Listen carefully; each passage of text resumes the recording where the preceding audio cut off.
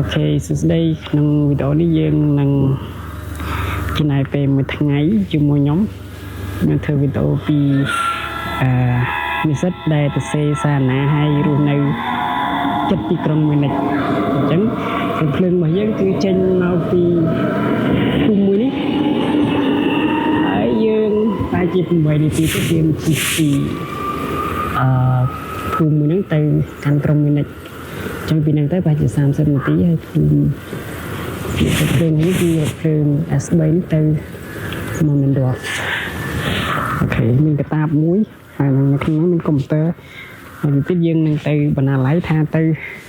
bản đó nó không bản nào lấy nếu dương lại thọt bản thì trong nhom năng thọt tại bị chảo thaในខាងក្រៅនឹងស្អាតប៉ុន្មានឥឡូវហ្នឹងយើងនៅក្នុងរថភ្លើងហើយយើងជិះពីភូមិដែលខ្ញុំនៅម្នាក់ឈ្មោះភូមិសលទៅស្ថានីយ៍ធំរបស់ក្រុងមីនិចអញ្ចឹងយើងចេញពីស្ថានីយ៍ធំរបស់មីនិចហ្នឹងយើងបន្តមកទៀតយើងទៅជិះឡានក្រុងពីឡានក្រុងទៅដល់បណ្ណាល័យជាតិរបស់គេហ្នឹងប្រហែលជា10នាទីនេះនៅក្នុងទៅមកគេវាមានចែកហើយប្រភ្លើងគឺចប់នៅមួយមែនរត់ហើយយកកាសែតមកតាមកាសែតនេះចេញម្សិលមិញប៉ុន្តែដើម្បីរៀនភាសាអាល្លឺម៉ង់បានយើងត្រូវរៀនតាមរយៈកាសែតតាមអីចឹងណាហើយអ៊ំដែលខ្ញុំនៅផ្ទះជាមួយនេះគឺគាត់អានកាសែតរាល់ថ្ងៃអញ្ចឹងកាសែតរបស់គាត់គេផ្ញើមកផ្ទះគាត់រាល់ថ្ងៃអញ្ចឹងគាត់អានចប់គាត់ឲ្យយើងអាចទៅសេលើនឹងអីអានលើនឹងបានអញ្ចឹងណាអូខេយើងមកដល់មួយនេះចៃខាងនេះសិតតែគេធ្វើកុំតែធ្វើនេះសំណងហើយយើងនឹងជិះឡានមិនដឹងមួយណាចេះអូខេប្រហែលជាឡានមួយនោះតែមកយើងទៅបណ្ណាល័យឡាននឹងជិះទៅឡានក្រុងមួយនោះជិះទៅទីក្រុងនៅជុំវិញទីក្រុងហ្មងហើយយើងនឹងជិះពីនេះទៅដល់បណ្ណាល័យអត់តនេះយើងនៅចាំឡានលេខ58អានេះលេខ18អូខេតាមពិតទៅខ្ញុំអត់រៀននៅមួយនិចទេខ្ញុំរៀននៅសាលាមួយទៀតឆ្ងាយពីហ្នឹងបើជិះរថភ្លើងពីនេះទៅក្រុងដែលខ្ញុំរៀនហ្នឹងប្រហែលជាចូល7-8ម៉ោងប៉ុន្តែយើងអាចមានឱកាសរៀនអនឡាញបានណានេះយើងអាចរៀនពីណាក៏បានដែរអញ្ចឹងនៅពេលដែលដល់ម៉ោងរៀនយើងអាចចូល link របស់សាលាទៅគ្រូគាត់រៀនអញ្ចឹងណាមានជាវីដេអូ call មានអីដែលយើងអាចចូលរៀនឲ្យសួរសំណួរដូចជាអ្នកដែលរៀននៅក្នុងថ្នាក់អញ្ចឹងហើយសម្រាប់អ្នកដែលទៅសេសាណាយើងមិនបាច់ទៅសាលាក៏បានដែរយើងអាចជួបជាមួយនឹងគ្រូអនឡាញ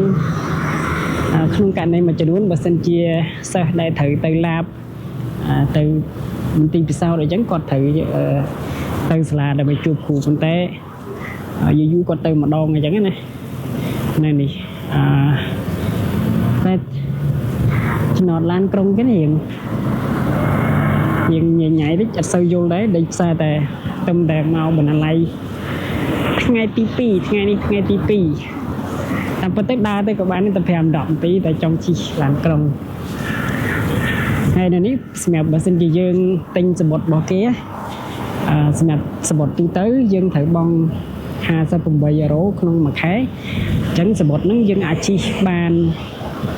ទាំងឡានក្រុងយើងអាចជិះបានទាំងរថភ្លើងប៉ុន្តែសម្រាប់សិស្សសាលាមួយចំនួនធំតែមិនគ្រប់សាលាគឺយើងអាចនេះបានយើងអាចគេមាន semester ticket យើងអាចជិះយើងបង់តែ18 នៅក្នុងមួយខែទេអញ្ចឹងវាល្អដែរហើយ public transportation មកគេរៀង reliable ច្រើនទោះបីជានៅក្រុងខ្លះវាមានការខកខានមានការ delay ច្រើនហើយបើប្រៀបធៀបជាមួយនឹង public transportation នៅស្រុកផ្សេងនៅអឺរ៉ុបអាល្លឺម៉ង់អត់សូវជាល្អប្រហែលនៅជាពិសេសបើប្រៀបធៀបជាមួយនឹងនៅ Swiss នៅ Swiss គេល្អជាងរថភ្លើងមកគេឡានមកគេមកទៀងម៉ោងជាងនៅនេះគឺ delay ច្រើនខ្លះ delay 2ម៉ោងនោះក៏មានដែរខ្ញុំធ្លាប់ដេកនៅស្ថានីយ៍រថភ្លើង3បណ្ដងដែរតែជាអានេះមកអូខេដើម្បីនេះដើម្បីការធ្វើដំណើររបស់យើងស្រួលយើងត្រូវមាន Google Map ចឹង Google Map នេះយើងអាច check មើល public transportation យើងអាចដឹងថានៅទីណា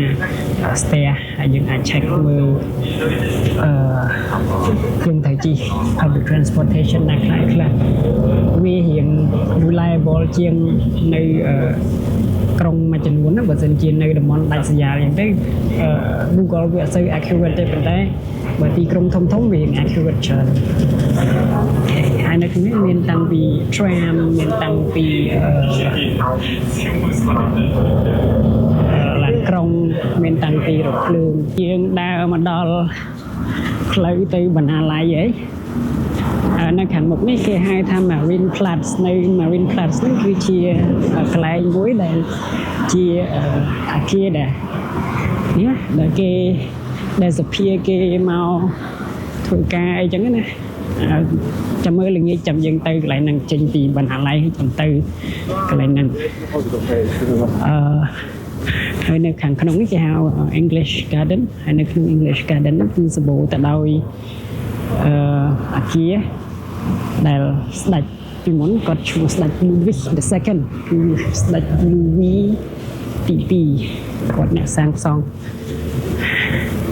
ចាំវីដេអូក្រោយខ្ញុំនឹងធ្វើនិយាយពីប្រវត្តិរបស់ស្ដេច Louis ទី2នឹងថាមិនអីមិនចឹងណាអូខេយើងនឹងដើរទៅបណ្ណាល័យទាំងអស់គ្នានៅមួយនេះគឺសម្បូរទៅដោយក្រុមហ៊ុនធំដែលយើង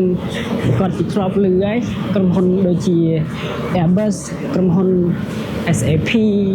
Siemens អីគឺសុទ្ធតែមាន headquarter នៅមួយនេះទាំងអស់ដោយសារតែពីមុនឡើយនៅពេលដែលចប់សង្គ្រាមលោកលើកទី2គឺក្រុមហ៊ុនទាំងអស់នោះបានចេញពី Berlin ឬក៏ទីក្រុងផ្សេងៗនៅអឺរ៉ុបខាងកើតនៅអាល្លឺម៉ង់ខាងកើតមកផ្លាស់មកនៅទីនេះអញ្ចឹងហើយសម្បូរទៅដោយកន្លែងពិសោធន៍ផ្សេងៗហើយសូម្បីតែបណ្ណាល័យរបស់គេនេះអាគារនេះក៏អាគារបណ្ណាល័យដែរប៉ុន្តែបណ្ណាល័យនេះគឺសម្រាប់គេហៅថា archive ដូចនិយាយពីប្រវត្តិវាអញ្ចឹងនេះ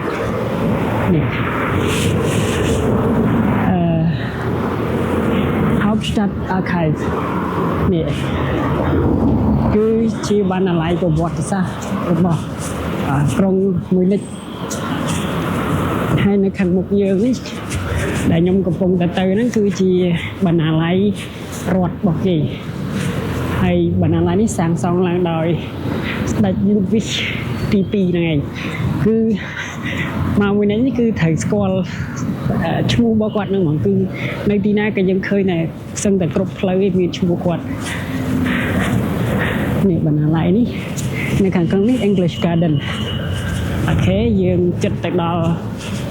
បណ្ណាល័យនេះអាគារនេះជាអាគារបណ្ណាល័យហើយនេះគេថាដេញខ្មៅជា memorandum ដូចជាកន្លែងដែល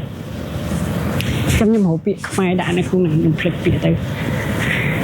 ដូចអង្គវត្តដូចជាអីហ្នឹងគេហៅនេះជាដេញខ្មៅជាភាសាអាល្លឺម៉ង់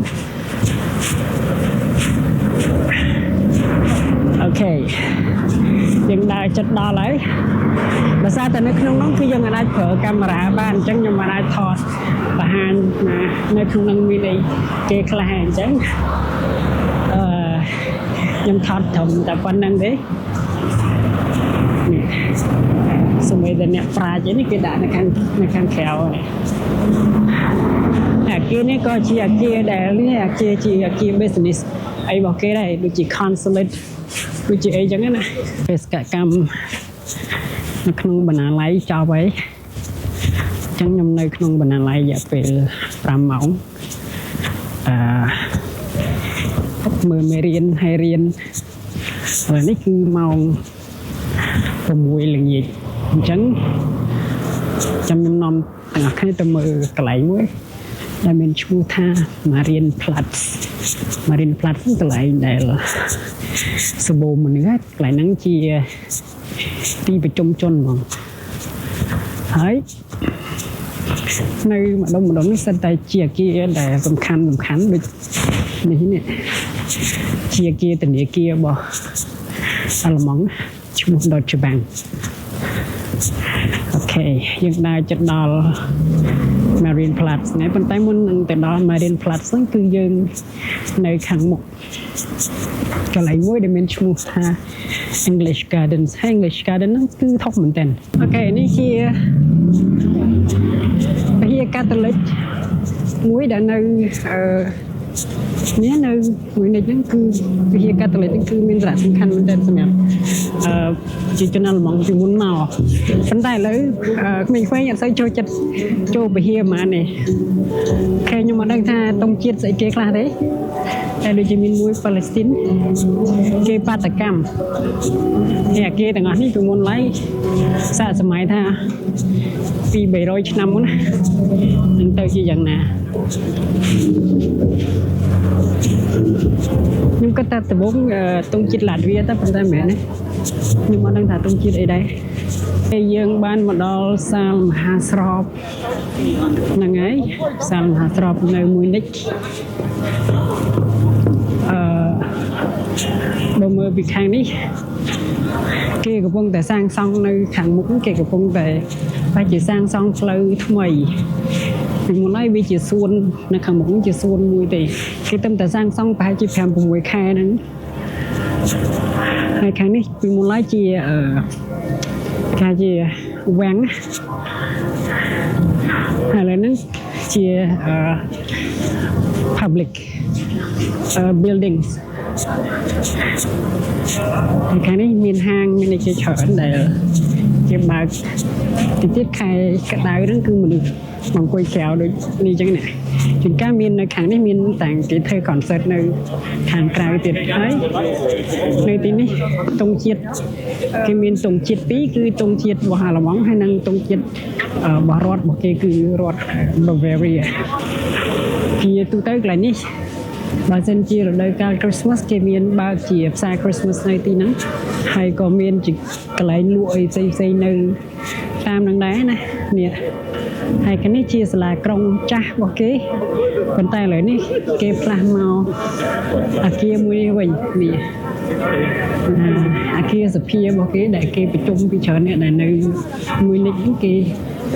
ប្រជុំគឺគេប្រជុំនៅហ្នឹងអាគារនេះប្រហែលជាមានអាយុកាល200-300ឆ្នាំដែរនេះហើយនេះខាងនេះជាប្រវត្តិដែលគេនិយាយពីអាគារហ្នឹងអីចឹងទៅនេះតែជាអក្សរវាជាភាសាឡាតាំងអត់យល់ហើយនៅទីនេះគឺជាកន្លែងដែលគេសម្បូរទៅដោយពាណិជ្ជកម្មផ្សេងកន្លែងលក់អីវ៉ាន់នៅហាងApple ហ្នឹងអីគឺនៅម្ដុំហ្នឹងហើយដើរតែជិះតែមនុស្សឯងដោយសារមនុស្សច្រើនណាអូខេនៅខាងនេះអានេះស្អីគេកន្លែងនេះគេបាតកម្មដែរនេះអត់ដឹងតែគេនិយាយពីស្អីទេនិយាយតែឃីវិសាហ្នឹងអូខេនេះគេបាតកម្មប្រឆាំងនឹងសង្គ្រាមនៅខាងនោះមានប៉ាឡេស្ទីនមានតុងជាតិអីមួយទៀតខ្ញុំមិនដឹងដែរទេពីខាងមុខរបស់អាគារហ្នឹងមានសន្តានបែបនេះខ្ញុំឃើញមានវីដេអូមួយរបស់ពូពាក់មីគាត់មកហ្នឹងឃើញគាត់ថតនៅហ្នឹងតែកាលនោះជាអាគារកាតូលិកដែលយើងដើរកាត់មុនហ្នឹងហើយនៅខាងក្រោយមួយទៀតមានមួយទៀតប៉ុន្តែថ្ងៃហ្នឹងបើជិះចូលបានវាល្ងាចហើយអូខេឥឡូវយើងដើរទៅស្ថានីយ៍រថភ្លើងអូនេះហាង Apple នៅខាងនេះហើយនៅខាងឆ្វេងដៃនោះមានហាងជប៉ុនហាងរ៉ាមែនមួយដែលខ្ញុំចូលចិត្តតែហូបលើនឹងដែរបើគិតពីតម្លៃវារៀងធូរថ្លៃជាងតម្លៃផ្សេង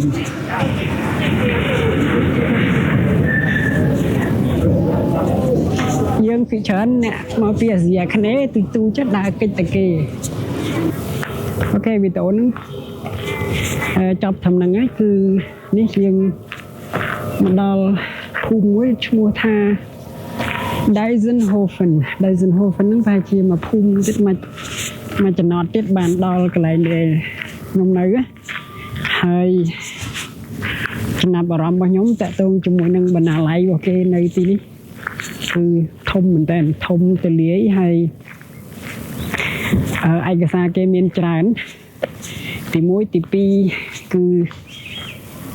បណ្ណាល័យសាធារណៈមែនប៉ុន្តែមានអ្នកមកចូលអានសភៅច្រើនមែនតើទាំងមនុស្សចាស់ទាំងកូនក្មេងគាត់មកអានសភៅឬក៏ធ្វើការស្រាវជ្រាវអ៊ំខ្លះប្រហែលជា60 70ឆ្នាំគាត់នៅតែមកអានសភៅសាកសម័យថាបើសិនជានៅយើងមានស្មារតីចូលចិត្តអានសភៅដែរមិនដឹងជាល្អប៉ុន្មាននៅតាមស្រុកអីមិនបណ្ណាល័យយើងអត់មានទេប៉ុន្តែពេលខ្លះយើងអត់សូវអានទេយើងអត់សូវចូលចិត្តធ្វើការស្រាវជ្រាវប៉ុន្តែនៅនេះឃើញគេនេះមែនតើឃើញគេចូលចិត្តស្រាវជ្រាវចូលចិត្តអានអញ្ចឹងណាហើយកសែតខ្ញុំដំបូងមុននឹងមកល្មងនេះគេថាកសែតចូលចិត្តអានតែចាស់ពីមុនប៉ុន្តែឥឡូវមកដល់នេះមិនឃើញថាអ្នកនេះគឺចូលចិត្តអានកសែតដូចគ្នាអត់សូវចូលចិត្តអានតាមរយៈទូរស័ព្ទទេប៉ុន្តែគេអានតាមជាកសែតព្រឹកឡើងគឺតាមផ្ទះមួយគឺមានអ្នកមកតម្លាក់កសែតឲ្យអានអូខេចប់តែប៉ុណ្ណឹងវីដេអូហ្នឹងបើសិនជាចូលចិត្តវីដេអូមួយហ្នឹងសូមកុំភ្លេចជួយ like share subscribe